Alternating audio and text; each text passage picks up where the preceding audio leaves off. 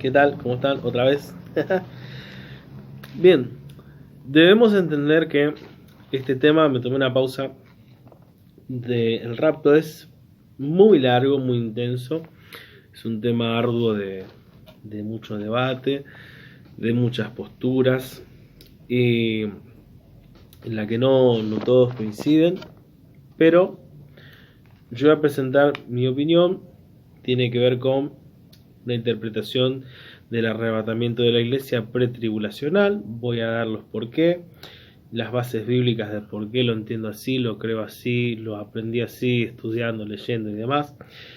Y si a ustedes les interesa, seguramente esto va a ser de bendición para sus vidas, les va a permitir tener argumentos. Y si no les interesa, bueno, pueden ir a otro video, no hay problema. Pero no se trata de discutir, sino de presentar posturas y ver por qué unos creen de una forma y otros creen de otra forma. Lo primero que vamos a ver son algunas bases bíblicas, ¿sí? Algunos textos que nos muestran este arrebatamiento de la iglesia y de qué se trata.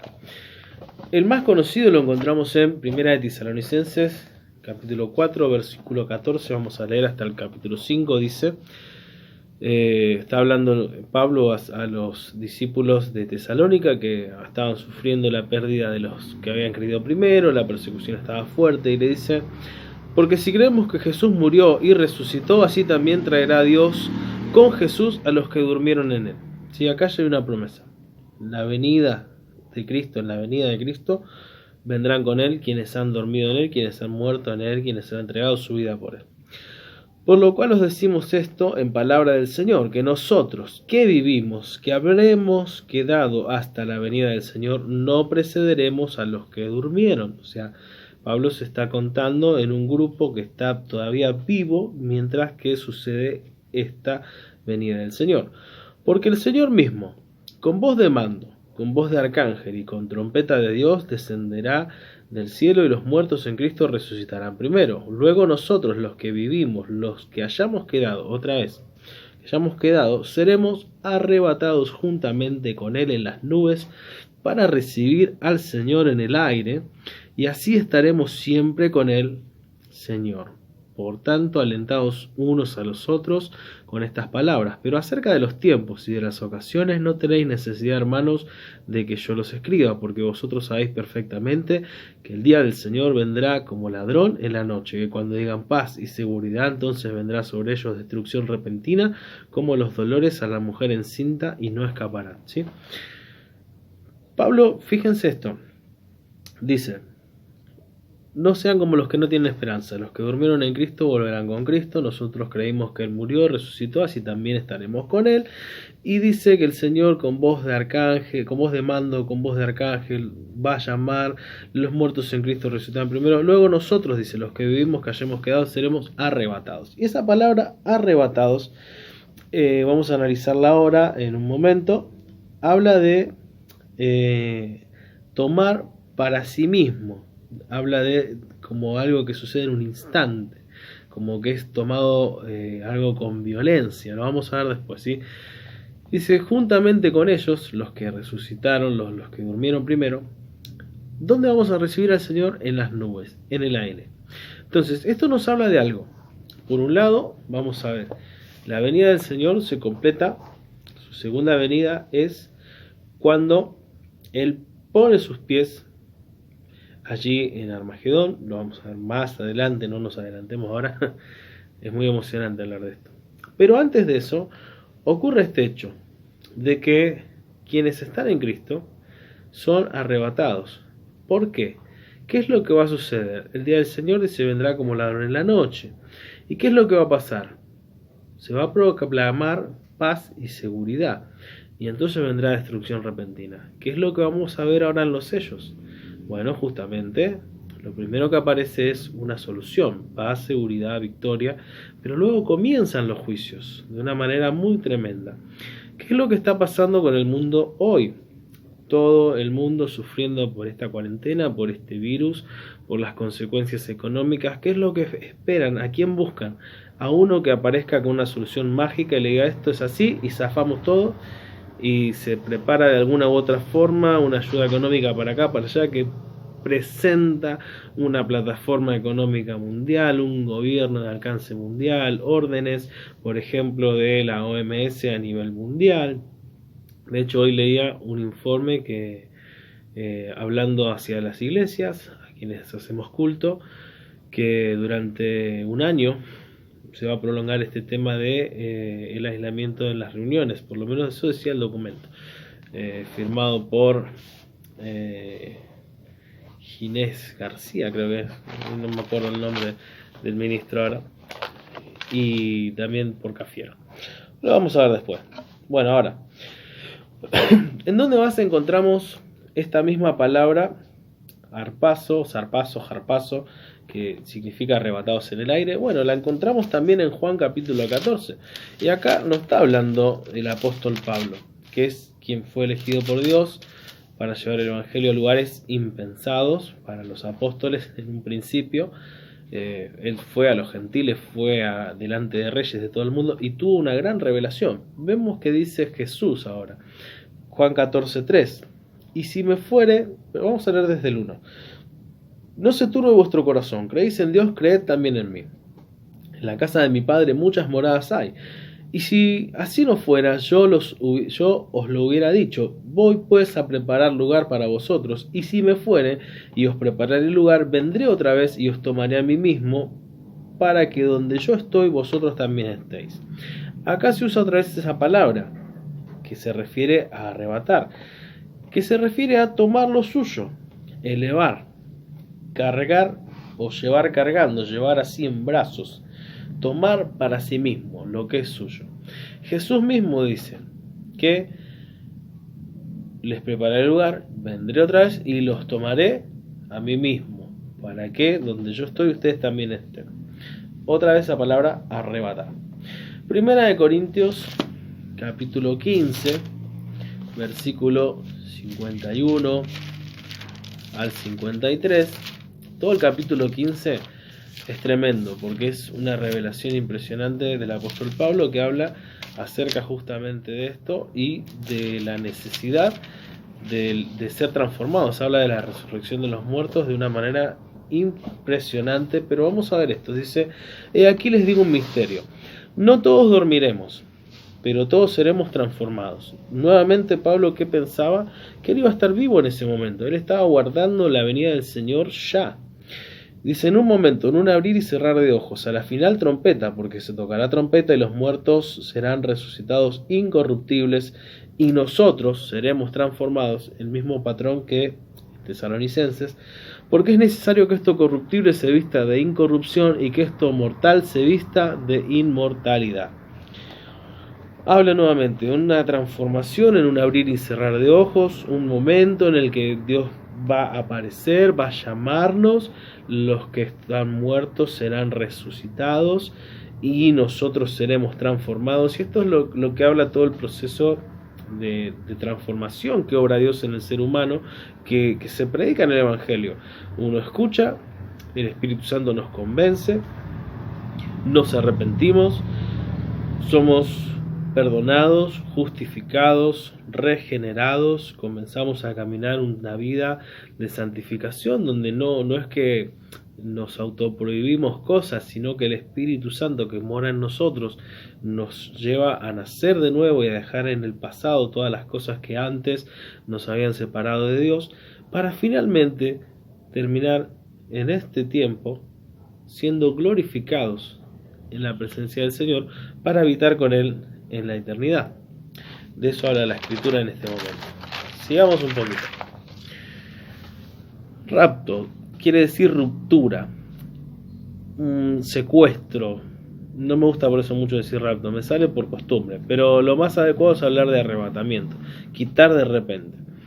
Pablo, por ejemplo, cuando él relata: conozco un hombre, si en el cuerpo no lo sé, bueno, él da un ejemplo de alguien que estuvo en el tercer cielo y que tuvo visiones, está hablando del mismo, después lo pueden buscar.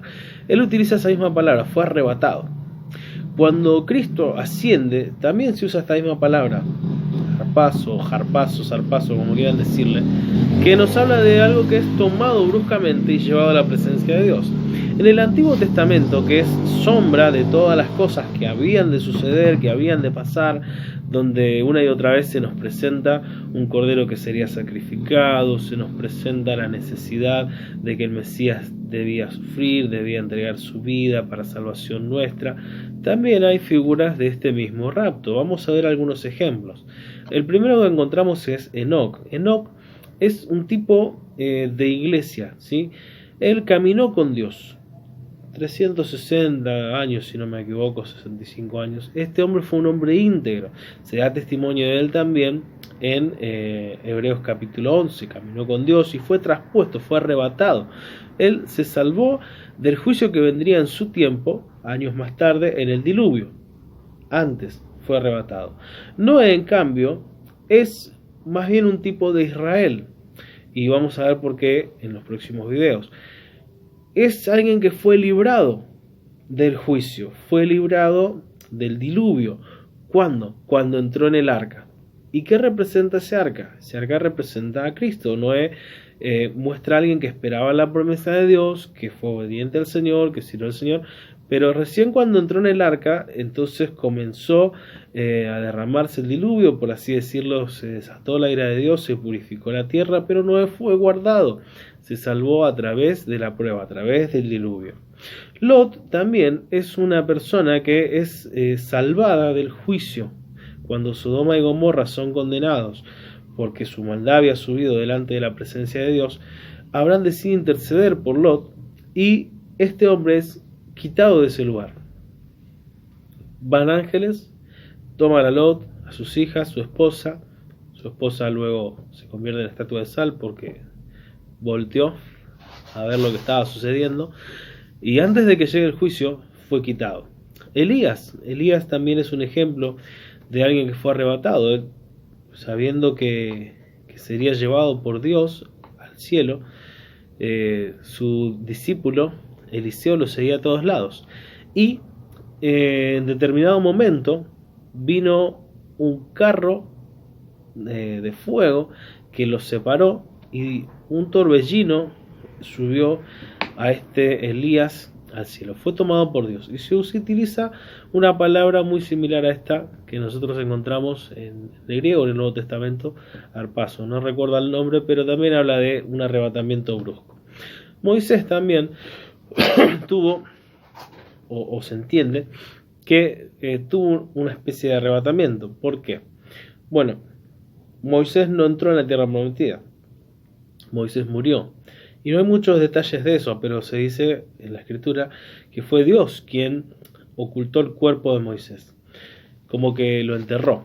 Pero de repente nosotros encontramos en Judas, capítulo 1, bueno, tiene un solo capítulo, verso 9, dice: pero cuando el arcángel Miguel contendía con el diablo, disputando con él por el cuerpo de Moisés, no se atrevió a proferir juicio de maldición contra él, sino que dijo: el Señor te reprenda.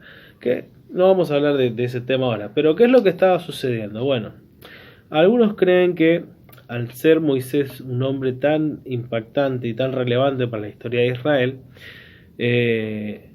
un engaño que utilizaría Satanás sería justamente presentar el cuerpo de Moisés de alguna forma como endiosándolo, porque el pueblo de Israel tenía esto de caer mucho en la idolatría.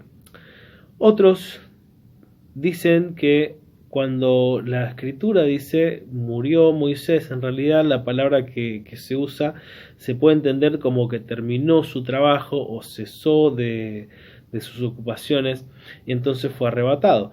Lo que nos permite ver acá la escritura es que algo sucedió, pero que Dios lo preservó. Disputaban el cuerpo de Moisés.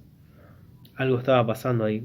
Y justamente Dios tomó ese cuerpo, tomó a Moisés, para que no se forme un centro de idolatría en su tumba, ni que sea utilizado por Satanás con vaya uno a saber qué planes. Vamos a ver más adelante. Ahora, la promesa de Dios está en salvar a los justos de la ira. Volvemos a Tesalonicenses. Primera de Tesalonicenses, capítulo 1. Vamos a ver que en estas cartas se hablan asuntos muy interesantes sobre todo este tema. Y yo creo que son dudas que la iglesia tenía y sigue teniendo. 1, 8 y 10 dice: porque partiendo de vosotros ha sido divulgada la palabra del Señor, no solo en Macedonia y Acaya, sino también en todo lugar vuestra fe en Dios se ha extendido, de modo que nosotros no tenemos necesidad de hablar nada. Pablo está hablando bien de ellos. Porque ellos mismos cuentan de nosotros la manera en que nos recibisteis, cómo os convertisteis de los ídolos para servir al Dios vivo y verdadero, habla de un cambio en su vida, y esperar, a través de ese arrepentimiento y ese cambio, de los cielos a su Hijo, al cual resucitó de los muertos, a Jesús, quien nos libra de la ira venidera. Es decir, todos los que han creído, que se han arrepentido, que han transformado su vida, que serán, bueno, dice acá, salvos de la ira venidera. ¿Qué más encontramos? En la misma primera carta, capítulo 5, verso 9, dice: porque no nos ha puesto Dios para ira, sino para alcanzar salvación por medio de nuestro Señor Jesucristo, quien murió por nosotros para que, ya sea que velemos, volvemos al punto, estemos despiertos, estemos allí en el momento de su venida, o que muramos, dice, o que durmamos, vivamos juntamente con Él, por lo cual animados unos a otros y edificados unos a otros, así como hacéis. ¿Dónde más encontramos esta promesa? Bueno, en Romanos capítulo 5, versículos 8 al 10 dice: mas Dios muestra su amor para con nosotros en que, siendo aún pecadores, Cristo murió por nosotros, pues mucho más, estando ya justificados en su sangre por Él, seremos salvos de la ira, porque si siendo enemigos fuimos reconciliados con Dios por la muerte de su Hijo, mucho más, estando reconciliados, seremos salvos por su vida. Otra vez salvación, libres de la ira, una y otra vez. Bueno, Apocalipsis 2:10, las promesas de Dios, hablando de las coronas que Él nos va a dar, ¿no? Pero en el mensaje a la iglesia de Filadelfia dice: por cuanto has guardado, 3:10, la palabra de mi paciencia, yo también te guardaré de la hora de la prueba que ha de venir sobre el mundo entero, para probar a los que moran sobre la tierra. En la parábola del trigo y la cizaña también se nos explica que dentro de una misma congregación, dentro de una misma iglesia, o sea, el campo representa a la humanidad, representa a los seres humanos, a la iglesia, hay trigo y hay cizaña, muy parecidos, pero con un interior distinto. ¿Y qué es lo que sucede en el fin del tiempo? Bueno, son tomados los que tienen fruto, los que verdaderamente tienen la semilla de Dios, y los otros, que son pura apariencia, quedan allí para ser quemados. La segunda venida se habla unas 318, 320 veces en el Nuevo Testamento. Pablo enseña constantemente sobre esto.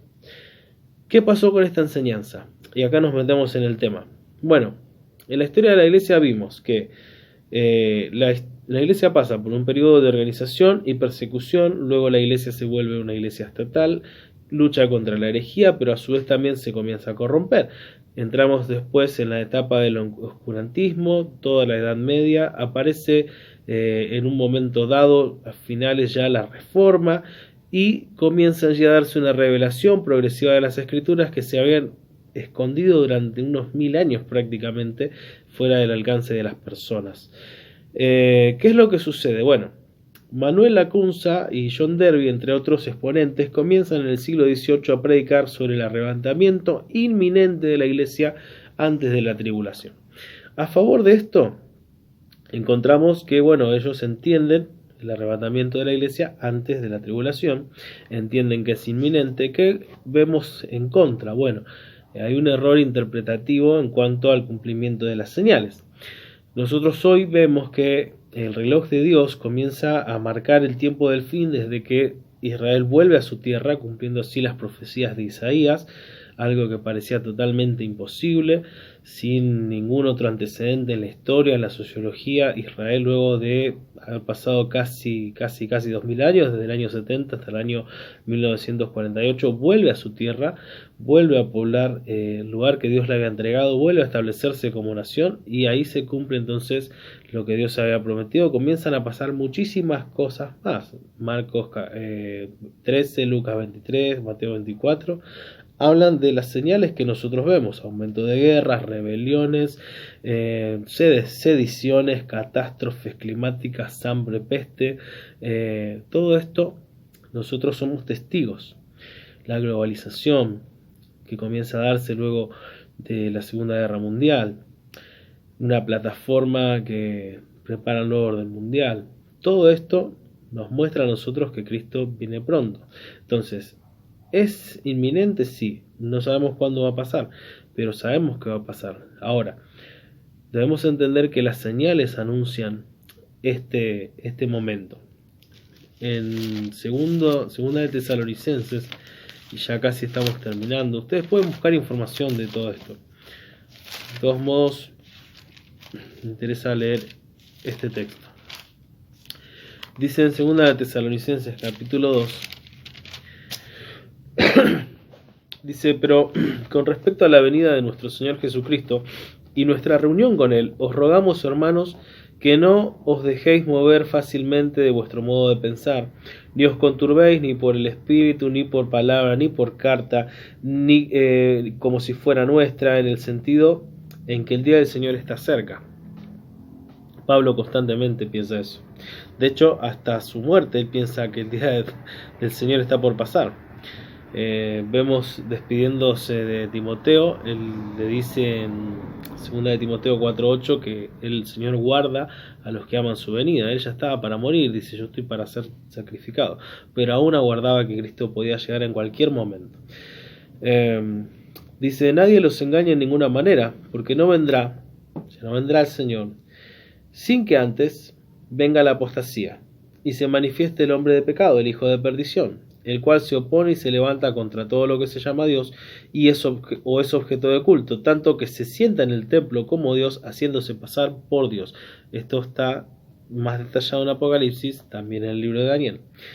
Jesús también habló en Mateo 24. ¿No os acordáis que cuando yo estaba todavía con vosotros les decía esto? Y ahora vosotros sabéis lo que lo detiene, a fin de que a su debido tiempo se manifieste, porque ya está en acción el misterio de la iniquidad, solo que hay quien al presente lo detiene hasta que él a su vez se ha quitado del medio. Y entonces se manifestará aquel inicuo a quien el Señor matará con el espíritu de su boca y destruirá con el resplandor de su venida. Inicuo cuyo advenimiento es por obra de Satanás, con gran poder y señales y prodigios mentirosos, y con todo engaño de iniquidad para los que se pierden, por cuanto no recibieron el amor de la verdad para ser salvos. Por esto Dios los envía un poder engañoso para que crean la mentira, a fin de que sean condenados todos los que no creyeron la verdad, sino que se complacieron en la injusticia. ¿Qué dice esto? Bueno, nos anuncia que lo que hoy nosotros estamos viendo es justamente la escritura cumplirse. ¿Qué abunda hoy en todos lados? La apostasía. Esta falsa verdad, este falso evangelio abunda. ¿Qué viene después de la apostasía? Aparece el anticristo, el hombre de pecado, el hijo de perdición. Bueno, ¿qué lo detiene? El Espíritu Santo que se manifiesta a través de la iglesia hoy. ¿Y por qué debe ser quitado? Porque mientras la iglesia esté no se puede manifestar. Entonces, fíjense esto. Hay algo que detiene su manifestación, pero va a tener un tiempo de manifestación, hasta que, dice, el Señor lo matará con el espíritu de su boca y lo destruirá con el resplandor de su venida. Por esto, y bueno, y todo lo que estuvimos viendo, considero que el arrebatamiento de la iglesia ocurre antes de la tribulación, porque está escrito que durante 7 años habrá gran tribulación, y en esos 7 años quien se va a manifestar y va a hacer de todo es justamente el anticristo. Y si no puede manifestarse mientras esté el Espíritu Santo obrando en la iglesia, entonces, aunque pasemos tiempos difíciles, no serán comparados con la tribulación de aquellos días. Esto que se predica y que no es como algunos dicen, no, antes del siglo XVIII nadie lo decía, está en la escritura, ¿sí? Ahora, la Biblia lo anuncia claramente, pero ¿qué es lo que pasa? La Biblia también nos dice que la revelación de Dios es progresiva y que en el fin de los tiempos nosotros vamos a entender esto y las profecías. El Apocalipsis está escrito ¿para qué? Para el fin de los tiempos, la revelación de Jesucristo para el fin de los tiempos, porque los días son cortos. Bueno, en el Apocalipsis nosotros identificamos figuras, alusiones claramente, con sustento histórico, con evidencia, dando a nosotros veracidad y fe de que lo que anuncia que va a pasar, porque si hasta ahora sucedió y si hasta ahora la Biblia tuvo razón, seguirá teniendo razón. Ahora, termino con esto y espero que lo podamos entender todos. No es que aparecieron nuevas doctrinas o nuevas cosas o nuevos predicadores. Sí han aparecido muchas sectas y eso es señal de la apostasía también. Pero ya en el libro de Daniel, que es un libro muy intenso y que va a comenzar vamos a comenzar a ver un poco en los próximos videos, porque hay que analizarlo para entender lo que se anuncia en Apocalipsis. Dice en el capítulo 12, verso 2 al 4: muchos de los que duermen en el polvo de la tierra serán despertados. ¿De qué habla esto? Medio parecido a lo que dice Pablo, ¿no? Bueno. Unos para vida eterna, otros para vergüenza y confusión perpetua. Los entendidos resplandecerán como el resplandor del firmamento, y los que enseñan la justicia a la multitud como las estrellas a perpetua eternidad. Dios da recompensa a los que se ponen a estudiar y tratan de entender la escritura para explicarla. Pero veamos el verso 4. Pero tú, Daniel, cierra las palabras y sella el libro hasta el tiempo del fin. Muchos correrán de aquí para allá y la ciencia aumentará. Entonces, toda la profecía de Daniel, que está ligada totalmente a los últimos tiempos, que lo vamos a analizar ahora en los próximos videos, está sellada, está cerrada. ¿Hasta cuándo? Hasta el fin de los tiempos. ¿Y qué señales dice acá que van a ver? Bueno, la gente va a correr de acá para allá. Estrés. ¿Y qué más? Y la ciencia aumentará. ¿Hemos visto un aumento de la ciencia? Miremos los teléfonos hace 15 años, hace 20 años, hace 30 años. Pasamos de tener un ladrillo así a una computadora de mano. Ese es solo un ejemplo. Podemos hablar de montones.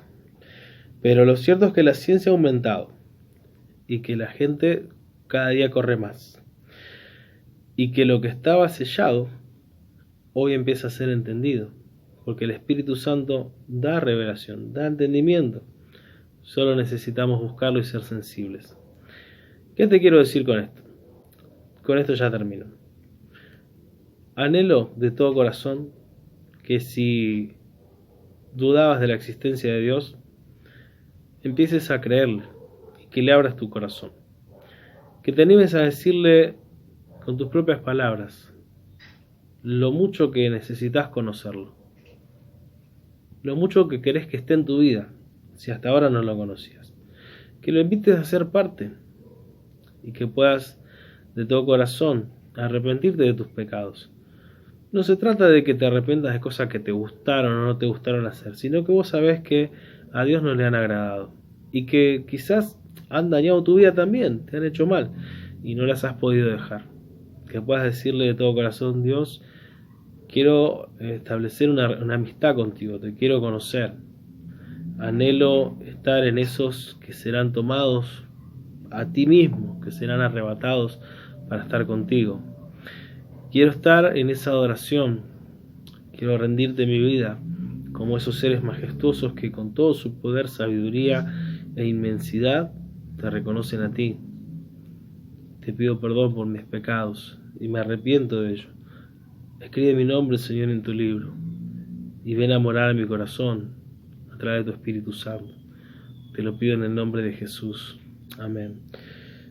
Si has hecho una oración sincera, si lo has buscado, tu vida va a empezar a cambiar. No le tengas miedo a la Biblia. Tampoco empieces por Apocalipsis. Hay que leer mucho para entender todo. No es difícil, pero más o menos tenés que conocer un poco de la escritura, de la historia.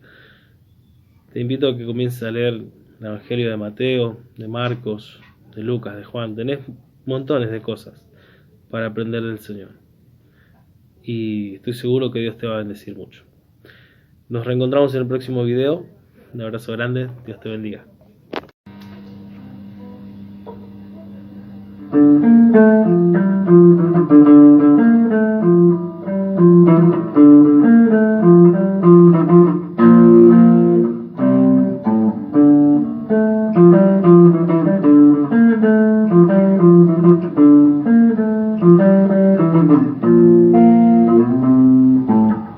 Avanza siempre sin cesar y nunca nunca llega, errante en la oscuridad,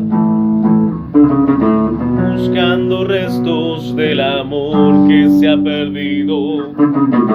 Camina hoy la humanidad sin saber a dónde va, buscando paz a espaldas de su Dios.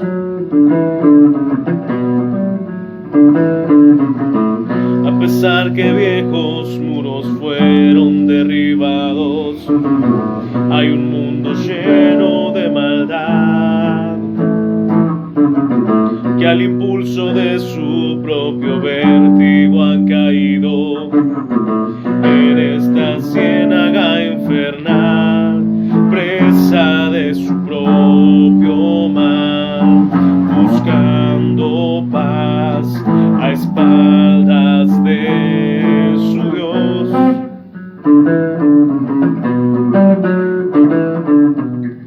Miles de hombres se han cerrado a la verdad, diciendo que Dios nunca volverá,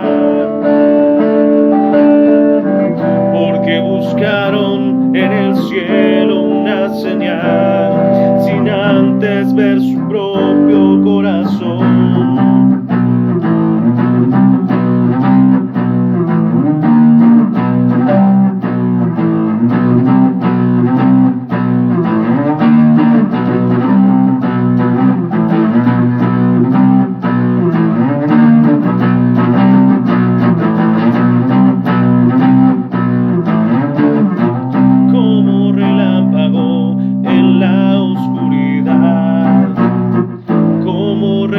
En la noche vendrá, buscando a los que prometió la eternidad, a quienes creyeron en su nombre, como relámpago en la oscuridad, como relámpago en medio de este mar, donde naufragan los que prefieren andar en la vanidad de sus mentes.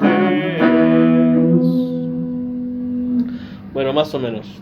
La idea era que esta canción, que poco tiene que ver con la liturgia o la adoración o la alabanza cristiana, que es un tema de Logos, una banda muy fuerte en lo que es la historia del heavy metal y el rock argentino, que tiene su historia.